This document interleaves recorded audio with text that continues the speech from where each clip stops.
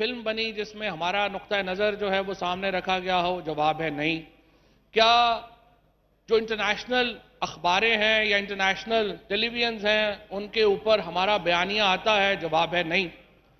اس کی وجوہات کیا ہے؟ اس کی بہت وجوہات ہیں۔ پہلا تو ظاہر ہے جناب اسپیکر، اس وقت ہمارا ایکسٹرنل پبلسٹی کا جو بجٹ ہے وہ 4.5 کروڑ روپیہ ہے، اور اس کے مقابلے میں ہندوستان کا ایکسٹرنل پبلسٹی کا بجٹ 21 ارب روپیہ، اور میں اس میں ہالی ووڈ کا وہ علیحدہ بجٹ ابھی شامل نہیں کر رہا، جو وہ بالی ووڈ اور ہالی ووڈ کی جو فلمیں بنتی ہیں اور جس طریقے سے وہاں پہ خرچہ ہوتا ہے۔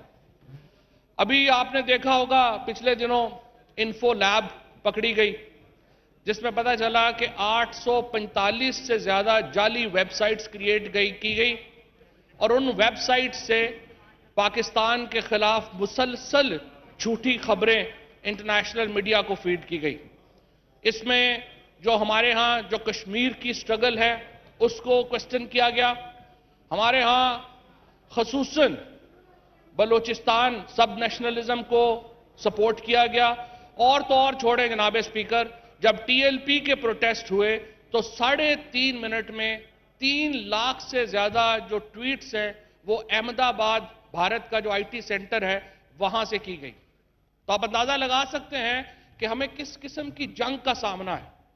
اور یہ جو چترالی صاحب بات کر رہے تھے بالکل صحیح کر رہے تھے، جو موجودہ دنیا ہے یہ اوپینینز کی دنیا ہے، وار آف اوپینینز۔ ہم اپنی اوپینین، اپنا نیریٹو کس طرح بیان کر سکتے ہیں، ہم اپنی بات کس طرح لوگوں کے سامنے پہنچا سکتے ہیں، یہ اصل لڑائی ہے، اور یہ لڑائی پاکستان کی لڑائی۔ اور اس کا دوسرا جو معاملہ ہے وہ کیوں یہاں پہ ہم پہنچے، میں بڑی معذرت کے ساتھ یہ بات کرنا چاہوں گا۔ پچھلی حکومتوں نے مسلسل جو انفارمیشن منسٹری کے ادارے ہیں ان کو ایک ایسے محکمے بنانے کی کوشش کی جس کا مقصد صرف ووٹروں کو نوکریاں دینا تھا۔ انفارچونیٹلی صرف پی ٹی وی کے اندر 2200 لوگ 10 سالوں میں بھرتی کیے گئے، اور جناب اسپیکر ان کو کیسے بھرتی کیا گیا؟ وہ ڈیلی ویجز کے اوپر بھرتی ہوئے، کوئی ٹیسٹ نہیں ہوا، کچھ نہیں ہوا، ڈیلی ویجز سے انہیں ایک کمیٹی بنی یہاں پہ، انہوں نے ان کو کنفرم کر دیا۔ 32 کروڑ روپیہ پی ٹی وی ان لوگوں کی تنخواہیں دے رہا ہے، اور ان میں 5% لوگ بھی ایسے نہیں ہیں جن کو آپ ذمہ کوئی کام لگا سکے۔ آپ نے پوری کارپوریشن بٹھا دی۔ میرے لیے بڑا آسان ہے، میں آج منسٹر ہوں، ہمارے پی ٹی آئی کے لوگ، ہمارے سارے جو منسٹر ہیں، ہمارے لیے بڑا آسان ہے۔ ہم اپنے محکموں میں اپنے ہر پولنگ اسٹیشن سے 10-10 15-15 لوگ اٹھائیں، ان کو بھرتی کر دیں، اس کے بعد ہم الیکٹیبل ہیں، اس کے بعد ہمیں کوئی کرنے کی ضرورت ہی نہیں ہے۔ لیکن نتیجہ کیا ہوگا؟ نتیجہ یہ ہوگا آپ کی اے پی پی پوری بیٹھ گئی، آپ کی پی ٹی وی کارپوریشن آپ نے پوری بٹھا دی، آپ نے اپنی ریلوے کو پورا بیڑا غرق کر دیا، آپ نے پی آئی اے کو بٹھا دیا، آپ نے سٹیل مل کو بٹھا دیا، اور آج عمران خان کی حکومت کو ہر ادارے کی بنیاد سے اس کی عمارت کھڑی کرنی پڑ رہی ہے جناب اسپیکر۔ یہ ہے وہ لیگیسی جو انفارچونیٹلی ہم نے انہیرٹ کی ہے، اور اس میں کوئی شبہ ہی نہیں ہے کہ ہمیں اپنے اداروں کی بنیادوں کو مضبوط کرنے کی ضرورت ہے۔ اور میں بڑا شکر گزار ہوں جناب فائنانس منسٹر صاحب کا کہ انہوں نے اس بجٹ میں یہ کوشش کی ہے کہ ہم اس وار کی طرف آگے بڑھیں۔ انفارمیشن منسٹری کو بدقسمتی سے جناب اسپیکر پچھلی حکومتوں نے مسلسل صرف رولنگ پارٹی کا ایک سپوکس پرسن بنا دیا۔ ہم نے اس کا جو درجہ ہے اس کو رولنگ پارٹی کے سپوکس پرسن کے بجائے سٹیٹ کے سپوکس پرسن کے طور کے اوپر ہم اس کو آگے لے کے جا رہے ہیں، ہم اس کو ایلیویٹ کر رہے ہیں۔ تو ہم کیا کر رہے ہیں؟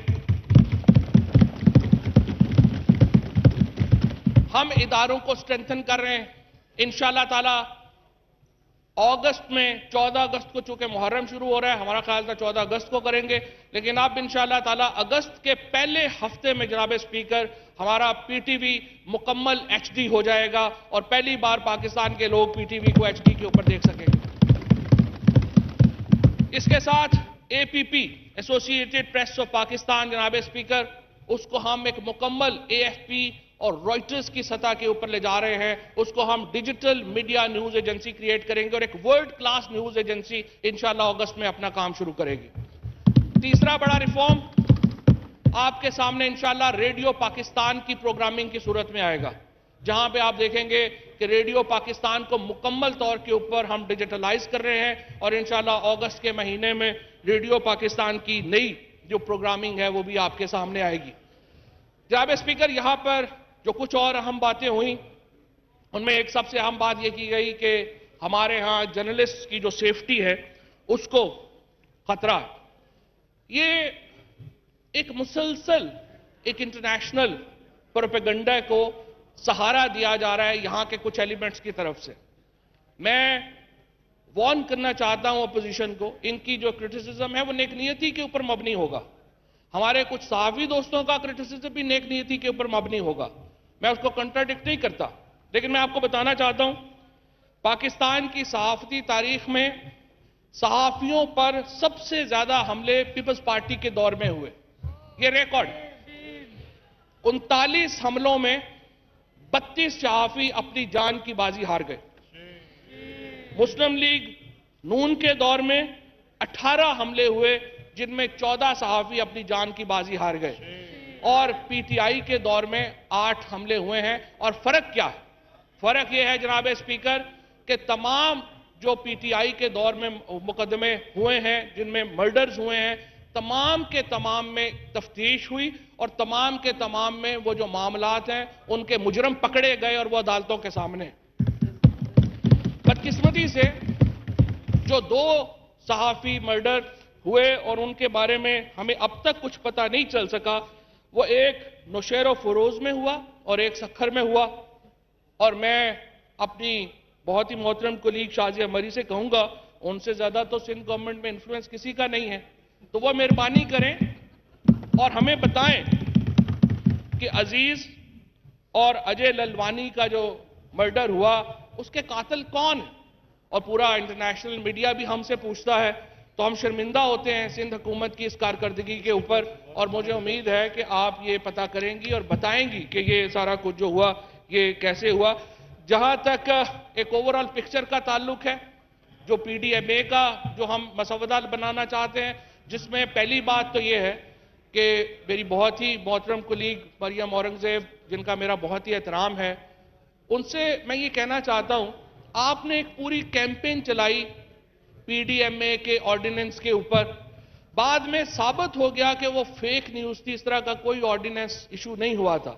سو بحیثیت ایک ممبر نیشنل اسمبلی کے اور بحیثیت ایک انتہائی قابل احترام سیاستدان کے، ان کو چاہیے یہ تھا کہ پہلے اپنے بڑا دل کرتی اور میرے سے اور پی ٹی آئی کی حکومت سے معافی مانگتی کہ میں نے ایک فیک نیوز کے اوپر غلط کیمپین چلائی۔ اور یہی میں کچھ ان کے دوستوں کو بھی کہنا چاہتا ہوں جنہوں نے اشتہار بھی دیے کہ ان کو بھی چاہیے تھا کہ جب اب فیک نیوز ثابت ہو گئی تو اس کے اوپر معافی مانگیں۔ اب جناب اسپیکر مسئلہ کیا؟ مسئلہ یہ ہے فیک نیوز آتی ہے، میں نے آپ کے سامنے رکھی جو معاملات ہندوستان سے چلتے ہیں، ہندوستان سے 3-4 جگہ ہیں وہاں پر یہ ٹویٹس اوریجنیٹ ہوتی ہیں، ان کو افغانستان سے بوسٹ ملتا ہے، وہ یہاں پر آتی ہیں اور ہمارے کچھ نادان دوست چاہتے ہوئے نہ چاہتے ہوئے اس کا حصہ بن جاتے ہیں۔ ابھی ہمارے بہت ہی پیارے دوست بات کر رہے تھے کہ پی ٹی ایم کے نیریٹو کے اوپر بات نہیں ہوتی، آپ کو سٹیٹ میڈیا کی کیا ضرورت ہے جب پورا انٹرنیشنل میڈیا آپ کے پیچھے کھڑا ہو جاتا ہے؟ مجھے آپ بتائیے، سویس لنڈن میں ایک ماشاءاللہ پروفیسر صاحبہ یہاں سے گئی ہوئی ہیں جن کا کوئی تعلق نہیں ہے خیبر پختونخوا سے، کیونکہ خیبر پختونخوا کی روایات کے امین تو ہمارے پیچھے بیٹھے ہیں، خیبر پختونخوا کے جو دل جن کے ساتھ دھڑکتے ہیں وہ تو ہمارے ساتھ ہیں۔ یہ کیا کر رہی ہیں وہاں پہ؟ لنڈن میں پاکستان کی امبیسی کے سامنے مظاہرے فرما رہی ہیں، کوئی ان میں پختون شامل نہیں، کوئی ان میں کے پی کا بندہ شامل نہیں ہے، لیکن ان کے رائٹ اپس کو، ان کی گفتگو کو لنڈن کے ٹاپ میڈیا میں جگہ دی جاتی ہے۔ آپ کا کیا خیال ہے لنڈن کی اخباریں یا لنڈن کا میڈیا یہ کام مفت میں کر رہا ہے؟ آپ کا کیا خیال ہے جو افغانستان سے اوریجنیٹ ہو رہی ہے پاکستان کے خلاف موومنٹ، یہ مفت میں ہو رہی ہے؟ یا امریکہ کے اخبارات میں جب پاکستان کے کچھ لوگوں کے فریڈم آف ایکسپریشن پہ ماشاءاللہ مضامین چھپتے ہیں تو کیا یہ مفت میں چھپتے ہیں؟ نہیں جناب اسپیکر، ہر لفظ کی قیمت دی جاتی ہے، اور کون دیتا ہے یہ آپ کو بھی پتا ہے اور ہمیں بھی پتا ہے۔ اس لیے ہمیں فریڈم آف ایکسپریشن کے بھاشن نہ دیں۔ ہمیں پتا ہے کہ پاکستان میں اس وقت 250 سے زیادہ ہمارے اپنے چینلز ہیں، 43 سے زیادہ بیرونی چینلز ہیں۔ یہ تمام انڈیپینڈنٹلی یہاں پہ کام کر رہے ہیں۔ ہمارے ہاں حکومت کے اندر، ہمارے ہاں اپوزیشن کے اندر ایک یونینیمٹی ہونی چاہیے ان ایشوز کے اوپر جن کا تعلق پاکستان کے مفاد سے جڑا ہوا ہے۔ ہمیں اپنے چھوٹے چھوٹے سیاسی مفادات کے لیے انٹرنیشنل اسٹیبلشمنٹ سے استعمال نہیں ہونا چاہیے۔ ہمیں اپنے چھوٹے چھوٹے مفادات کے لیے اپنے دشمنوں کے ہاتھوں میں نہیں کھیلنا چاہیے۔ جی میں نے پہلے دیا۔ یہ جو ایک نیکسس بنا ہوا ہے، نیکسس آف ایول، جس کو آپ پاکستان میں کہتے ہیں، مجھے آپ بتائیے، آج ہمارے دوست بات کر رہے تھے، آج جب عمر صالح وہاں پہ بات کرتا ہے تو اس کی زبان میں اور کچھ ہمارے ہاں جو دوست بات کرتے ہیں ان کی زبان میں کیا فرق ہے؟ کیا ہمیں شرم نہیں آنی چاہیے کہ ہم ان کی باتوں کو یہاں پہ دہراتے ہیں؟ اور ہمیں پتا ہونا چاہیے کہ اس طرح سے ہم پاکستان کی خدمت نہیں کر سکتے۔ آج انشاءاللہ تعالی پاکستان کی قیادت، عمران خان کی قیادت میں پاکستان کے ساتھ مخلص قیادت ایک پاکستان کے اوپر ہے، اور انشاءاللہ تعالی ہم اس کو آگے لے کے جائیں گے، اور آپ دیکھیں گے کہ ہم منسٹری آف انفارمیشن کو پاکستان کا جو نیریٹو ہے، پاکستان کا جو بیانیہ ہے، اس کو ہم انشاءاللہ تعالی آگے بڑھائیں گے، اور اس کے لیے ہم جو بھی تحقیقات گزاشت ہے وہ ہم کریں گے۔ میں صرف یہ کہنا چاہوں گا کہ یہ جرنلسٹ پروٹیکشن ایکٹ بھی بات ہوئی ہے، اور پی ایم ڈی اے کی، ہم پاکستان کے صحافیوں کو وہ سہولتیں دینا چاہ رہے ہیں اور دینے جا رہے ہیں جس کی مثال پاکستان کی تاریخ میں نہیں ملتی۔ ہم نے اپنے صحافیوں کو کامیاب جوان پروگرام کا حصہ بنایا ہے۔